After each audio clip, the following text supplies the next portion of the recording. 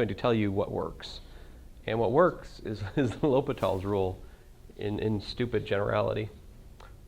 It's a very greedy rule.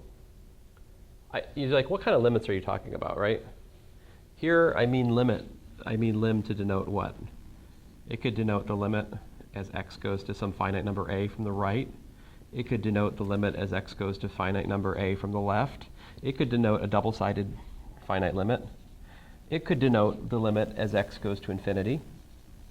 It could denote the limit as x goes to minus infinity. These are all included in L'Hopital's rule. Every single different kind of limit that you've been taught for a function of a continuous variable x, L'Hopital's rule is true for.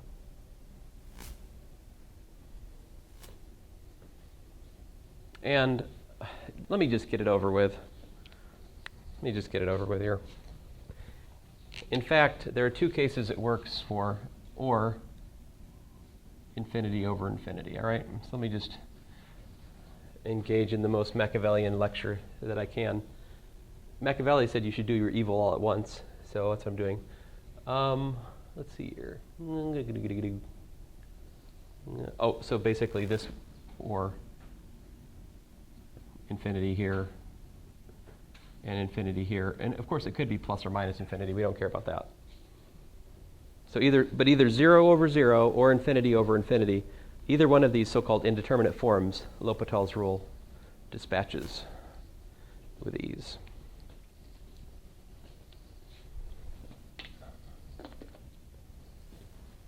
Now, this is precious, right? Because we don't need to think about epsilons and deltas or anything terribly sophisticated here. Basically, we just differentiate.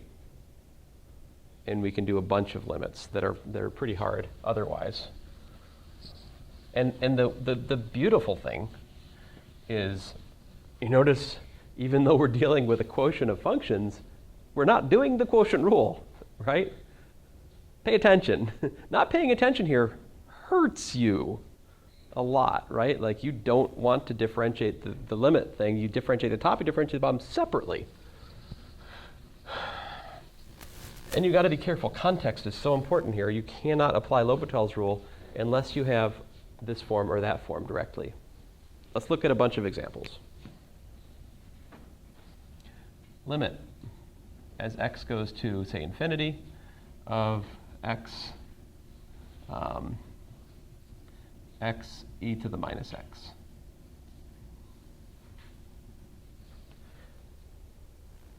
So the other thing I'm going to be talking about through this string of examples is indeterminate forms. What is an indeterminate form? Some kind of limit which has an ambiguity in it, right? You don't know which way it's going to turn out. An indeterminate form, it could work out to 1, it could work out to 2, it could work out to 42, it could not exist. It could be infinity, it could be minus infinity. That's the point. It's indeterminate. There are like 7 common indeterminate forms. 0 over 0, infinity over infinity, 0 times infinity, 1 to the infinity, 0 to the 0, and what is the other one? I can't remember. Infinity minus infinity is also a popular indeterminate form. 1 to the infinity, 0 to the 0. I feel like I'm forgetting something. Oh, infinity to 0, I think, is another one. Yeah. These are indeterminate forms. If the thing you're limiting has this pattern, you don't know what's going to happen until you do further work. Yeah. Infinity to 0 would be 1. No. It's not infinity to 0. It's something which is tending to infinity and something else which is tending to 0. So it's a shorthand for a limiting process. It's not actually an arithmetic operation on 2 numbers. This is just a shorthand for describing a particular pattern in the limits. Like this is type what? Well, x goes to infinity, e to the minus x goes to 0.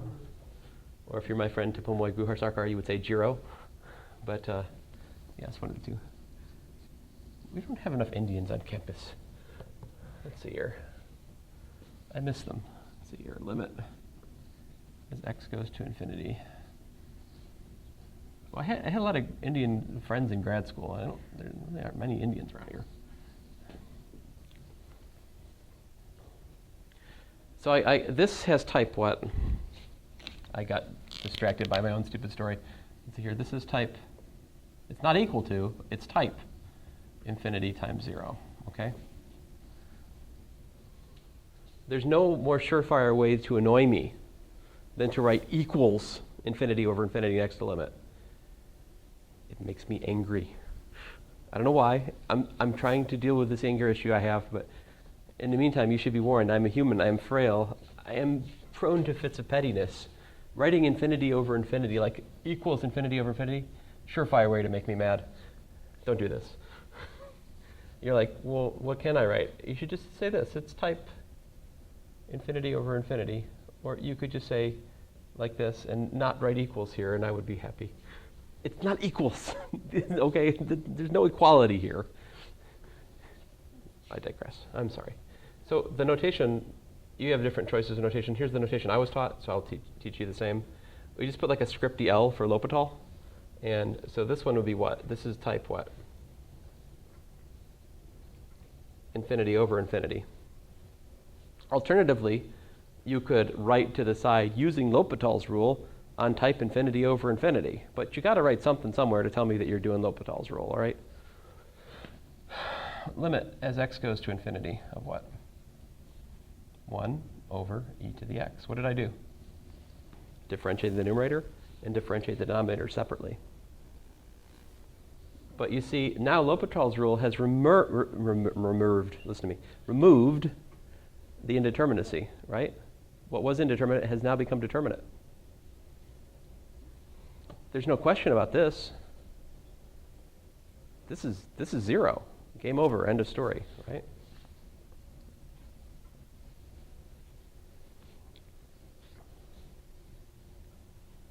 Does that make sense?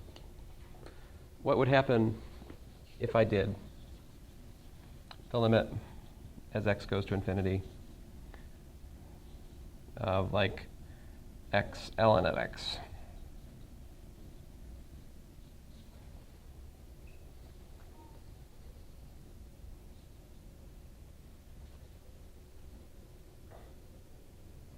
Oh, by the way, silver lining, we immediately get what?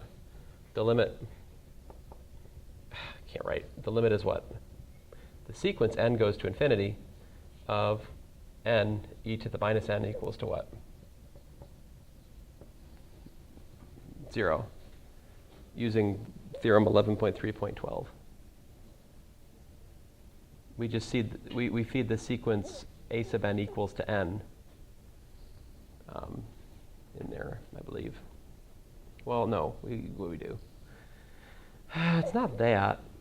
Well, maybe there is another theorem anyway that I don't guess that must be in the next section. I'm sorry. Maybe it's later in this section. I don't remember where that is. Have I already said it? I can't remember if I've talked about it with you guys.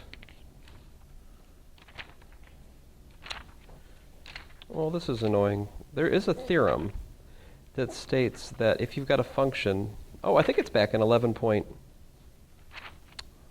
Man. Well, that's very annoying. I mean, there's a theorem that you can easily state. I'm not sure if this is an immediate consequence of what I've already done or not. But if you have, if the limit as x goes to infinity of f of x is equal to L, then the limit as n goes to infinity of f of n is equal to L. That is a theorem we can prove. Whatever you can prove about a function of x, if that function matches with the sequence, then whatever you discover about the function is true for the sequence as well. Why does that matter? That matters because we have L'Hopital's rule for functions, but we don't have it for sequences. I can't differentiate a sequence. There's no differentiation for sequences. Functions I can differentiate, so I have L'Hopital's rule. All right, guys, how about this one? What is this form?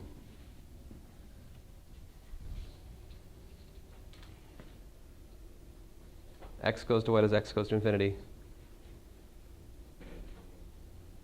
Infinity, right? What's natural log of x go to as x goes to infinity, or infinity? So we have type infinity times infinity. This is not indeterminate. This is just infinity. Okay. How can we make this example interesting then? It's important to not just work examples which are of one type. It's important to do that sort of example in the midst of these. How about this? If I had ln of x over x, though, now we'd have something, right? Now we've got type infinity over infinity, right? So I go, okay, so L'Hopital's rule, infinity over infinity. That's the limit as x goes to infinity of 1 over x over 1, which is, oh man, sorry. I always have this problem when I start this material. Like, it's a conspiracy of zeros. Everything works out to 0 for me. That is purely coincidental. Let me try to find an example which doesn't work out to 0. Oh, there's a good one. Cosine of x over something, something, something.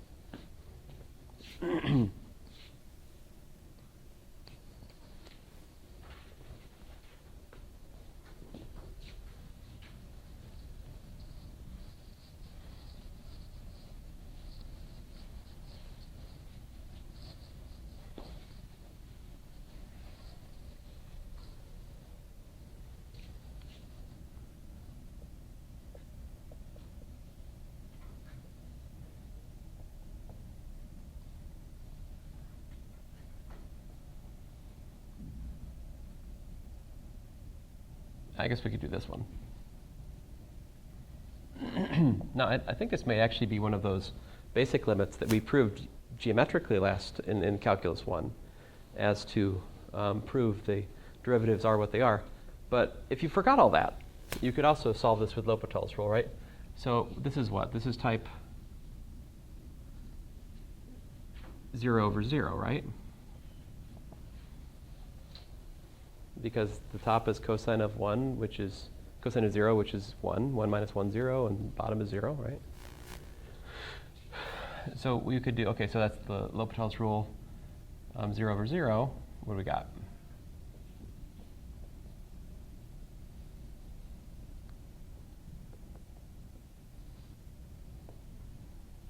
Oh, man. I have the worst luck. God.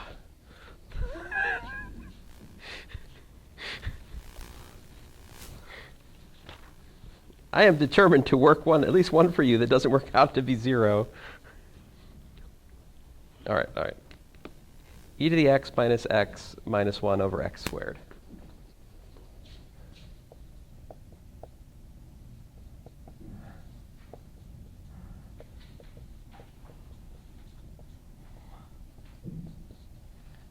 All right, so what do we got? We've got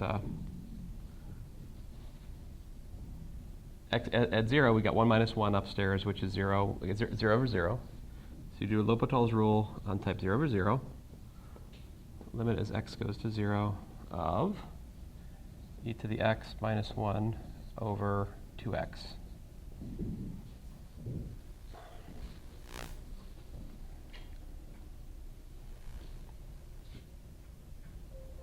But this is still what?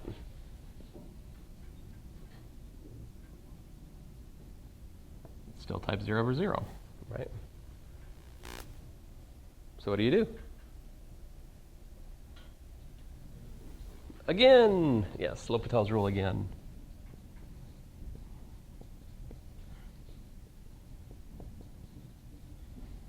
So we get e to the x over 2, which is what? That's 1/2. So you might have come to the unjust conclusion that 0 over 0 is always 0 on the basis of my other examples, but you see it could also be a half. You know? It could be tons of stuff. That's why it's indeterminate.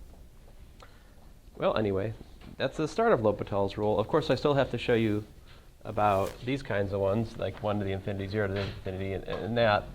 And when we do that, then we'll get back to the discussion of how the exponential function is understood in terms of an infinite limit. And then we'll talk about improper integrals. All of these things coming up this week. When do you have a test on these things?